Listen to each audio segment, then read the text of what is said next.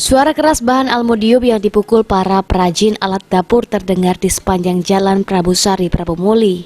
Di sini, para perajin sekaligus menjual dagangannya. Seperti Ibu Nurlela, sejak suaminya meninggal, Ibu Nurlela mulai menggeluti menjadi pengrajin alat dapur dari aluminium. Ia mengaku bisa membuat alat dapur dengan otodidak. Kebanyakan alat dapur yang dibuat adalah kukusan, panci, dan loyang. Untuk membuat satu buah kukusan, Ibu Nurlela membutuhkan waktu 1 hari. Ia menggunakan alat seperti palu, gunting, dan tang. Dengan telaten, wanita 58 tahun ini mulai memukul lempengan aluminium yang dibeli dari agen. Selain menjual di rumah, Ibu Nurlela juga membawa dagangannya hingga ke dusun Tambang Kleker dan Tanjung Bunut. Barang yang ia jual mulai dari Rp25.000 hingga Rp400.000. Menurut wanita yang lahir di Tanjung Rajo ini, keterbatasan modal sering menjadi kendala.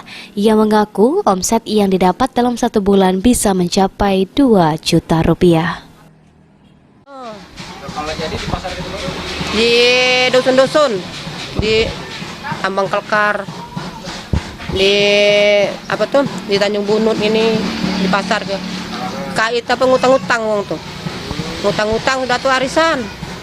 Tuh arisan. berapa dijual bukalnya? Yang ini, selawe, yang tebal.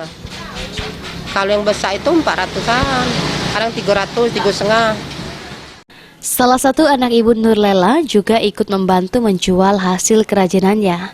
Ia mengatakan dalam 1 hari alat dapur yang dijual bisa laku sebanyak 5 buah, apalagi saat menjelang bulan puasa.